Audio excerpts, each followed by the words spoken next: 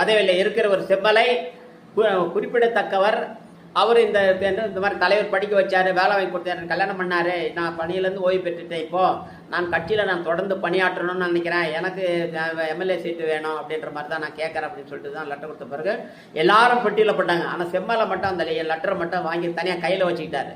சரி, அதுக்கப்புறம் பார்த்தா நான் எப்படி நிறைய எதிர்பார்த்தேன், எப்படியும் நமக்கு பெரம்பூர் சீட்டு கிடச்சிருன்ற ஒரு முழு எதிர்பார்ப்பில் இருந்தேன். ஆனால் துரதிருஷ்டவசமாக என்னன்னு தெரியல, எனக்கு அந்த பெரம்பூர் தொகுதியில் போட்டியிடறதுக்கு எனக்கு வாய்ப்பு கொடுக்கல. அப்போ ஏன்னா ஜெயலலிதா அம்மையார் அவர்களினுடைய தலைமையில் இருக்கும்பொழுது ஒரு கட்சியில் பணியாற்றி ஒரு கல்வி அதிகாரி தலைமை ஆசிரியர் இருந்து கட்சியில் இவ்வளோ உழைச்சிருக்கிறோம் அப்படின்ற மாதிரி எல்லாம் ஒரு தகுதியில் இருக்கும் பொழுது இப்படிப்பட்டவரை நம்ம அரசியலுக்கு வந்தாக்கா ஒரு ஏதாவது பொறுப்பு கொடுத்தா அவர் நல்லா செய்வார்ன்ற ஒரு நம்பிக்கை இல்லாமல் யாருடைய பேச்சோ இல்லை தன்னிச்சையாகவோ என்ன பண்ணாங்க, அங்கே பெரம்பூர் சீட்டு கொடுக்கறதுக்கு மறுக்கப்பட்டு